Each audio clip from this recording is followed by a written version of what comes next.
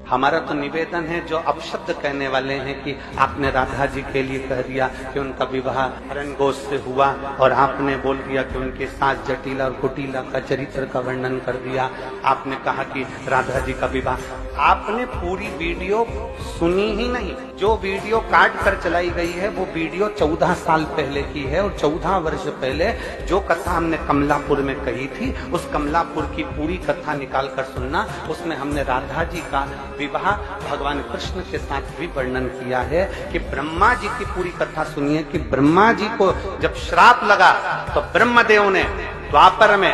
नारद जी के कहने पर भांडेर वन में जाकर राधा जी और कृष्ण भगवान का विवाह कर, पर उस विवाह को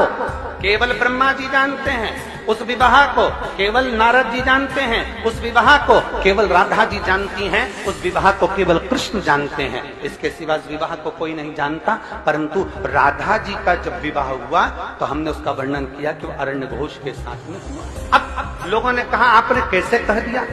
तो हम कहें कभी पढ़िए, और अगर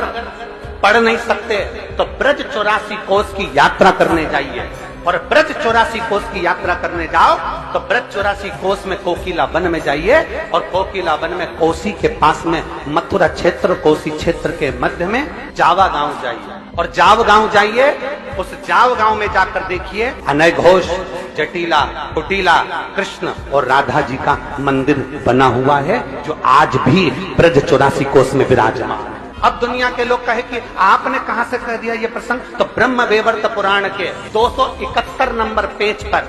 49 नंबर के अध्याय में भगवान राधा रानी के विवाह का प्रसंग वर्णित है। और चाहो तो ब्रह्म वैवर्त पुराण पृष्ठ संख्या 271 अध्याय नंबर 49, जिसके अंतर्गत भगवान देवाधिदेव महादेव, आप जहां हमारी उंगली चल रही है वहां पर दिखाएं, श्री महादेव जी माता पार्वती को कहते हैं, पार्वती जी, ये पूरा प्रसंग आप पढ़िएगा और पढ़ने के बाद फिर नीचे आइएगा। 12 वर्ष जब राधा जी 12 वर्ष की हो गई, उन्हें नूतन यौवन में प्रवेश करती देखकर माता पिता ने प्रायण वैश्य के साथ उनका संबंध निश्चित कर दिया। उस समय पर श्री राधा घर में अपनी छाया को स्थापित कर कर चली गई। ये प्रसंग हमारे यहाँ ब्रह्म वैवर्त पुराण के अंतर्गत लिखा हुआ है। अपशब्द कहने वाले अपशब्द कहते रहेंगे और भगवान शंकर की कथा आगे बढ़ती रहेगी।